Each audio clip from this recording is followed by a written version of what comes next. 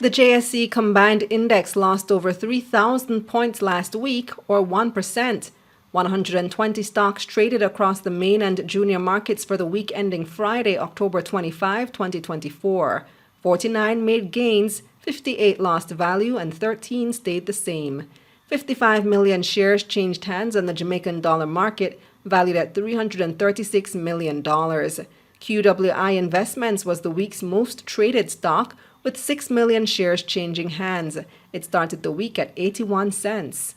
Wigton traded the second highest volume. The stock's price was unchanged to open Monday at $1.02. And Palace rounded out last week's most traded. It started the week at $1.01. Key Insurance was the week's top gainer, up 15%. Epley had the second biggest gain, up 14%. And Berger Paints rounded out the top stocks, also up 14%. On the losing side now, Medical Disposables and Supplies was the week's biggest loser. The stock was down 20% to open Monday at $1.84, while MFS Capital Partners lost almost 13%, and Mayberry Jamaican Equities lost nearly 12%. Over on the Trinidad and Tobago Stock Exchange, the composite index was mostly flat last week. Massey was the TTSE's most traded stock. It gained 6 cents to open Monday at $3.56 TT. National Flour Mills was TNT's top gainer, up nearly 9% to start the week at $1.80 TT. And on the losing side, West Indian Tobacco fell almost 8% to open Monday at $6 TT.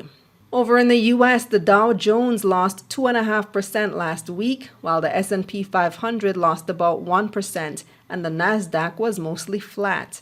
At the pumps, gas prices dipped $3.06 in Jamaica last week.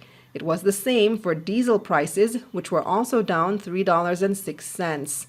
In foreign exchange, it took an average $159.01 Jamaican to purchase $1 US last Friday.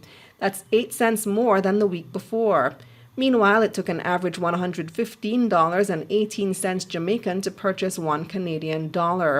1 British pound cost on average $205.70 Jamaican, and you could buy €1 for $174.49 Jamaican on average. Finally, on the crypto markets, Bitcoin prices were up 3% last week, trading at $68,879 US on Monday, while Ethereum prices were stable, trading at $2,526 US on Monday.